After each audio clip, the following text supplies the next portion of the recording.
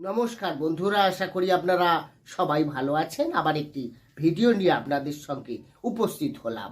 আজকে বিষয়বস্তু মিথুন রাশির জন্য খুবই গুরুত্বপূর্ণ, কারণ আজকে আলোচনা করব মিথুন রাশির মার্চ 2024 থেকে শুরু করে ডিসেম্বর 2024 পর্যন্ত এই 10 মাসে যে 10 গুরুত্বপূর্ণ ঘটনা আজকে আপনার জীবনে ঘটতে চলেছে তারই আমি ভবিষ্যৎবাণী বা পূর্বাভাস আপনাকে দিতে চলেছি। তাই আপনি যদি মিথুন রাশির জাতক জাতিকা হন তো ভিডিওটি মনোযোগ সহকারে প্রথম থেকে শেষ অবধি দেখুন। দেখার পর আপনার যদি ভালো লেগে থাকে পারলে চ্যানেলটিকে সাবস্ক্রাইব করে আমাদের সঙ্গে থাকতে পারেন, এবং সাবস্ক্রাইব করলে পাশে থাকা বেল আইকনটি অবশ্যই প্রেস করে রাখবেন, কারণ এই ধরনের ভিডিওর নোটিফিকেশন তাহলে আপনি সহজে পেয়ে যাবেন। আসিবেন আলোচনায়। তাহলে যখন দেখব আমাদের প্রথম অবস্থায় মার্চ যখন শুরু হবে 2024-এ, গ্রহের মেন অবস্থান থাকবে বৃহস্পতি, একাদশে থাকছে, দশমে রাহু, নবমে শনি, চতুর্থে কেতু। এই যে চারটি গ্রহ এরা অনেক দিন ধরে এক একটি রাশিতে থাকে। তো এই বাকি 10 মাসের মধ্যে গ্রহের অবস্থান এটা থাকলেও বৃহস্পতি কিন্তু সে রাশি পরিবর্তন করে নেবে মে মাসে। প্রথম যে ঘটনাটি ঘটবে, গুরুত্বপূর্ণ ঘটনা বা ভবিষ্যৎবাণী যাই বলুন না কেন, সেটা হলো কি না, সেটা আপনার রাশির অধিপতি গ্রহ কে না বুধ, যে কি না মার্চ এপ্রিল মে আপনার নবম, দশম, একাদশ দিয়ে গোচর করে যাবে। তাই আমরা সবাই জানি নবম মানে ভাগ্য, তারপর কর্ম, তারপর সাফল্য। তো এগুলোর ঘর দিয়ে যখনই গোচর করবে রাশির মালিক, তখন নিশ্চয়ই আপনার কিছু বেটার কিছু দিয়ে যাবে।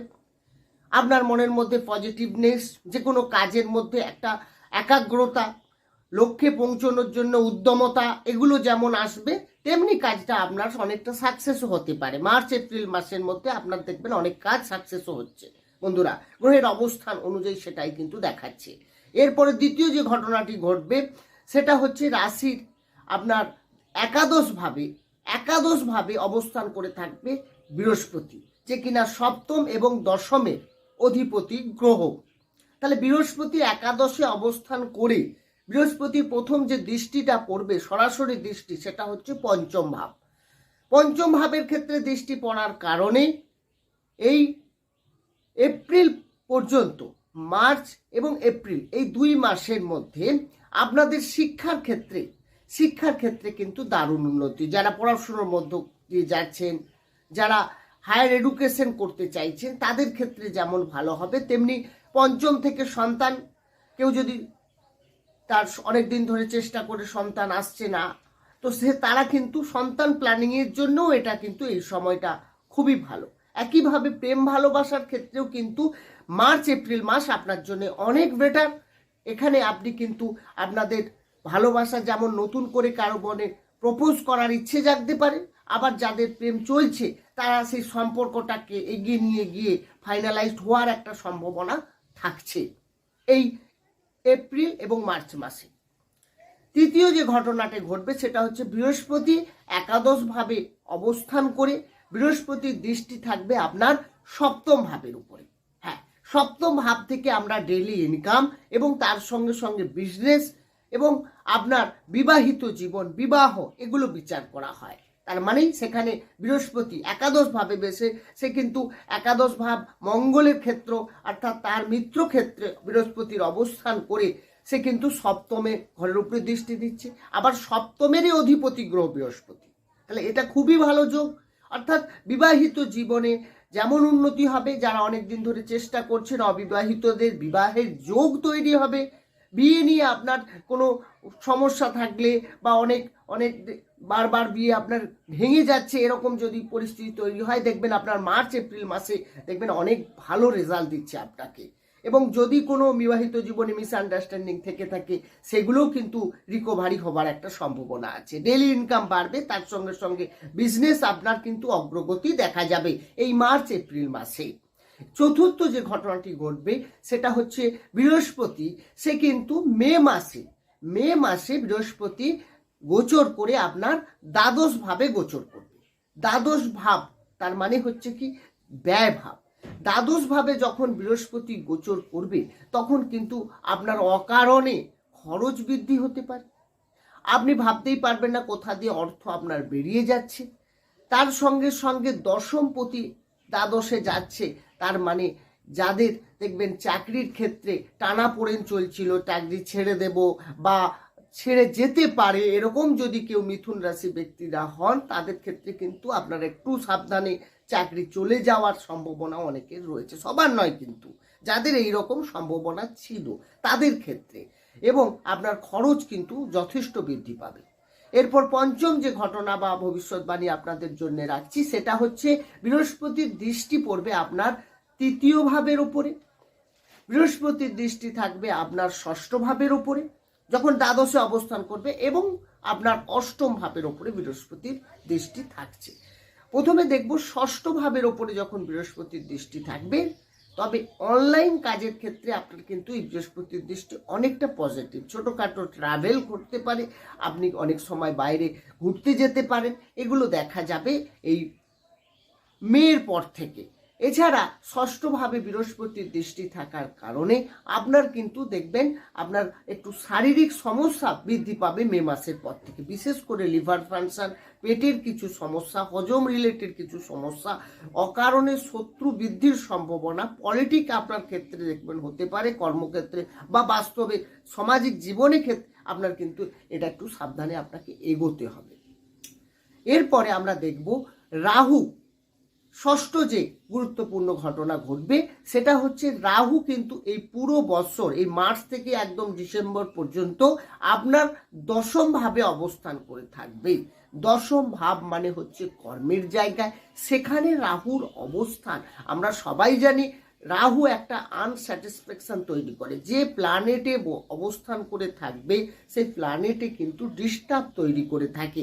তো বন্ধুরা, যখনই রাহু আপনার দশমে থাকছে তার মানেই হচ্ছে কর্মে আনস্যাটিসফ্যাকশন তৈরি করা, আপনার কর্মক্ষেত্রে কিছুটা পরিবর্তন করার ইঙ্গিত দেখাচ্ছে।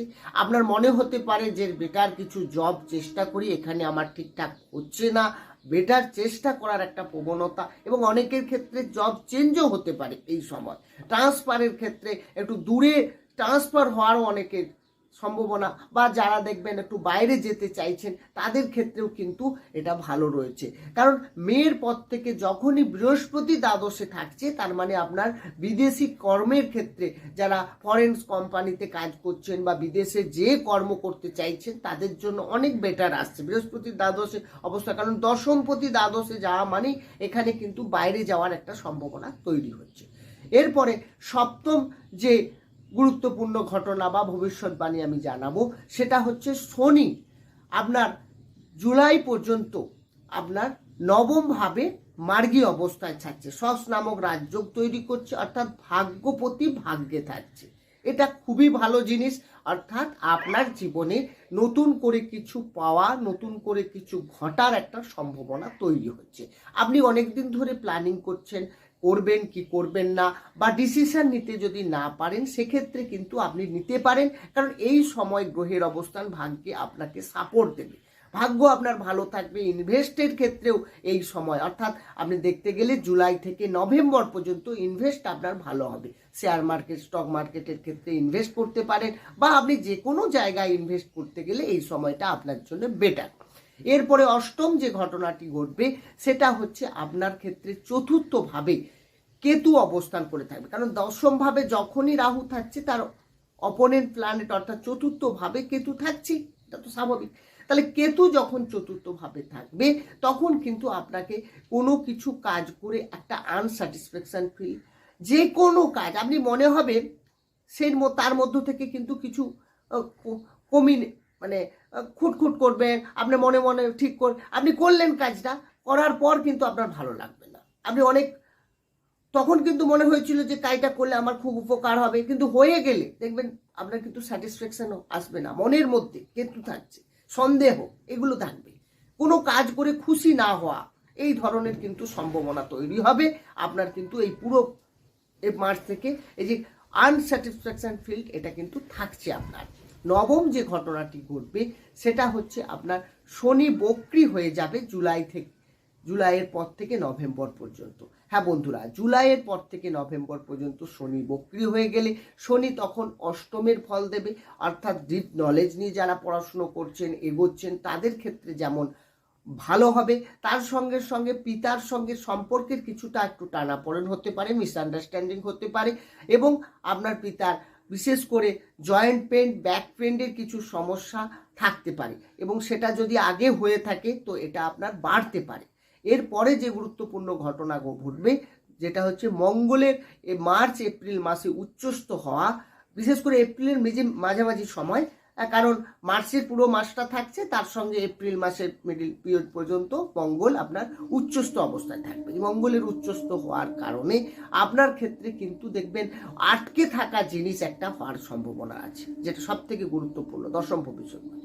আটকে থাকা কাজ, আটকে থাকা অর্থ, যেটা আপনি আশাও ছেড়ে দিয়েছিলেন, সেই ধরনের কিন্তু কিছু আপনি পেতে পারেন এই সময়টা। বন্ধুরা, এই আলোচনা কিন্তু চন্দ্রের রাশির উপর ভিত্তি করে আলোচনা। গ্রহের জন্মকালীন গ্রহের অবস্থান তো আমার জানা নেই, সুতরাং গ্রহের অবস্থান যেটা দেখাচ্ছে আগামী দিনে, অর্থাৎ এই 10 মাসের 10 ঘটনা আপনার জীবনে ঘটছে, আপনি মিলিয়ে নিন। আপনি যদি কোনো প্রশ্ন থাকে অবশ্যই কমেন্ট বক্সে জানাতে ভুলবেন না।